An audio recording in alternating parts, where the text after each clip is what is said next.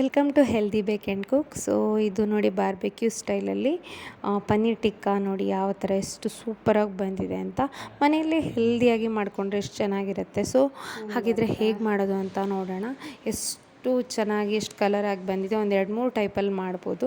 ನಾನು ನಿಮಗೆ ಯಾವ ಥರ ಮಾಡೋದು ಅಂತ ತೋರಿಸ್ತೀನಿ. ಒಂದು ಪಾತ್ರೆ ತೊಗೊಂಡು ಅದಕ್ಕೊಂದು ಸ್ವಲ್ಪ ಕಡಲೆ ಹಿಟ್ಟು ಹಾಕ್ಕೊಳ್ಳೋಣ. ಇವಾಗ ಒಂದು ಸ್ವಲ್ಪ ನಾವು ಎಷ್ಟು ಮಾಡ್ಕೋತೀವಿ ಅಷ್ಟು, ಹಾಗೆ ಒಂದು ಸ್ವಲ್ಪ ಮೊಸರು ಹಾಕ್ಕೊಳ್ಳೋಣ.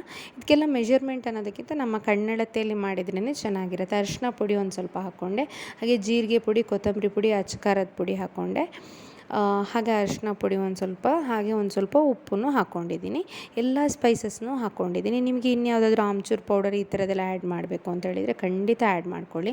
ನಾನು ಸಿಕ್ಕಾಪಟ್ಟೆ ಖಾರ, ಸಿಕ್ಕಾಪಟ್ಟೆ ಉಪ್ಪೆಲ್ಲ ಆ್ಯಡ್ ಮಾಡಲ್ಲ. ಒಂದು ಸ್ವಲ್ಪ ಮೊಸರು ಬೇಕು ಅನ್ನಿಸ್ತು ಹಾಗೆ ಹಾಕ್ಕೊಂಡೆ. ನಮ್ಗೆ ಎಷ್ಟು ಬೇಕೋ ಅಷ್ಟೇ ಮಾಡ್ಕೊಂಡಿದ್ದೀನಿ. ಸೊ ಅದಕ್ಕೆ ಕಟ್ ಮಾಡ್ಕೊಂಡಿರೋ ಪನ್ನೀರನ್ನ ಹಾಕ್ಕೊಳ್ತಾ ಇದ್ದೀನಿ ಇವಾಗ. ಹಾಗೆ ಒಂದು ಸ್ವಲ್ಪ ಕ್ಯಾಪ್ಸಿಕಮ್ ಕೂಡ ಹಾಕ್ಕೊಳ್ತಾ ಇದ್ದೀನಿ. ಸ್ವಲ್ಪ ಸಂಜೆ ಸ್ನ್ಯಾಕ್ಸಿಗೆ ಅಂತ ಲೈಟಾಗಿ ಮಾಡ್ಕೊಂಡಿರೋದಷ್ಟೇ, ತುಂಬ ಏನು ಮಾಡಿಲ್ಲ. ಸೊ ಇದನ್ನು ಚೆನ್ನಾಗಿ ಮ್ಯಾರಿನೇಟ್ ಆಗಬೇಕು. ಸೊ ನಾವೆಲ್ಲ ಮಿಕ್ಸ್ ಮಾಡಿದ್ಮೇಲೆ ಇದನ್ನು ಫ್ರಿಜ್ಜಲ್ಲೇ ಎತ್ತಿಡಬೇಕು. ಒಂದು 1 ಅವರ್ ಎಲ್ಲ ಟೈಮ್ ಇದೆ ನಮಗೆ ಅಂತಾದರೆ ಅಷ್ಟೊತ್ತು ಇಟ್ಟರೆ ಚೆನ್ನಾಗಿರುತ್ತೆ. ಎಲ್ಲ ಮಸಾಲೆಗಳು ಅದೆಲ್ಲ ಅದಕ್ಕೆ ಹಿಡ್ಕೊಳ್ಳುತ್ತೆ ನೀಟಾಗಿ. ಸೊ ಅಷ್ಟೊತ್ತು ಇಟ್ಟರೆ ತುಂಬ ಚೆನ್ನಾಗಿರುತ್ತೆ. ಸೊ ಅಷ್ಟೊತ್ತು ಇಟ್ಕೋಬೋದು.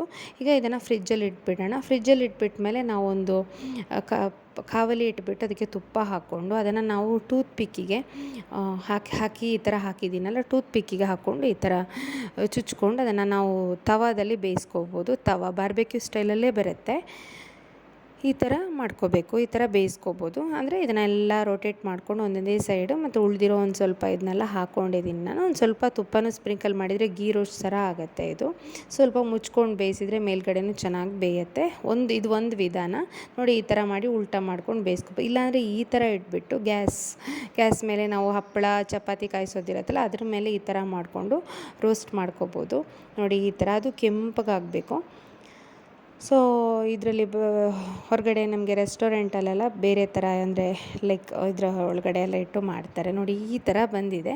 ಸೊ ಇದನ್ನ ನೀವು ಟ್ರೈ ಮಾಡಿ. ರೆಸಿಪಿ ಇಷ್ಟ ಆಗಿದೆ ಅಂತ ಅನ್ಕೋತೀನಿ. ಹಾಗೆ ಚಾನಲ್ನ ಸಬ್ಸ್ಕ್ರೈಬ್ ಮಾಡೋದು ಮರಿಬೇಡಿ. ಸೊ ಹಾಗಿದ್ರೆ ಸಿಗ್ತೀನಿ ನಿಮಗೆ ಮುಂದಿನ ರೆಸಿಪಿ ಜೊತೆ. ಟೇಕ್ ಕೇರ್, ಬಾಯ್ ಬಾಯ್.